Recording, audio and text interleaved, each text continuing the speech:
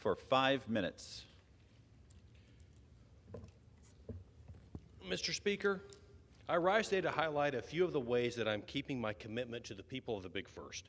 A few weeks ago, I released my Commitment to the Big First, which is a legislative roadmap for the 118th Congress that details my plans for an economy that's strong, a government that's accountable, a future that's built on freedom, and a nation that's safe. Here are some of the ways I'm working to get America back on track. To create an economy that's strong, I voted yes on the Family and Small Business Taxpayer Protection Act, which the House just passed. Kansas families and small businesses are already paying the price of President Biden's inflation tax. The last thing we need is 87,000 more IRS agents and 1.2 million more audits. I voted yes on the Family and Small Business Taxpayer Protection Act because it's a clear-cut way to fight back against one of the most egregious pieces of legislation from this last Congress. The $72 billion of taxpayer money that Washington Democrats allocated to the IRS last year would have ballooned the agency to a size larger than the Pentagon, State Department, FBI, and Border Control combined. I committed to create an economy that's strong by stopping President Biden's audit army, and I'm keeping my commitment. To create a government that's accountable, I voted yes on the Strategic Production Response Act, which the House also passed. President Biden has been playing fast and loose with one of our country's most important national security assets. His administration's energy policies have caused prices to skyrocket at the pump, and using the Strategic Petroleum Reserve as a political tool to mask that failure has led to a severe U.S. energy insecurity and the depletion of our oil reserves, which poses a threat to our national security.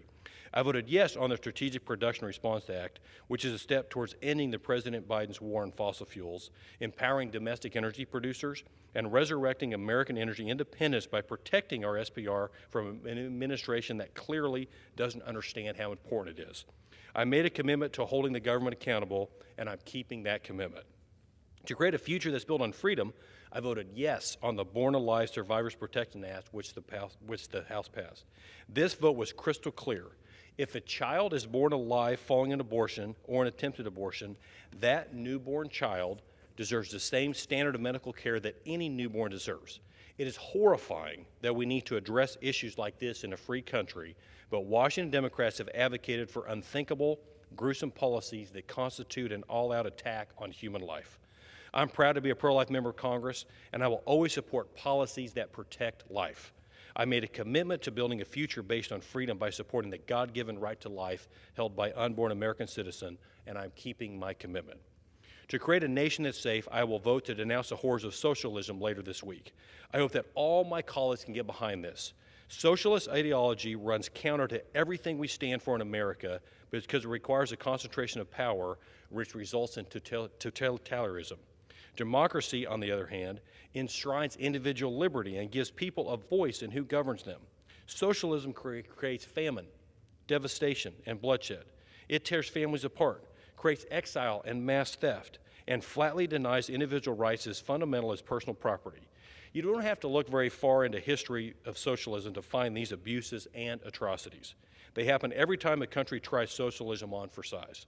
It seems that certain people in America would like to experiment with socialism, but enough socialist experiments have been conducted already, and the verdict is clear. Socialism has no place in American soil. I made a commitment to ensuring that America is a nation that's safe, which means continuing to stand strong as a world leader in democracy and freedom. I'm keeping that commitment.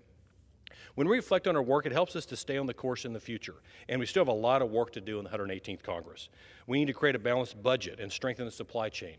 We need to lower taxes and secure the southern border. We need to fully fund a robust police and military. We need a comprehensive reauthorization of the Farm Bill with strengthened crop insurance.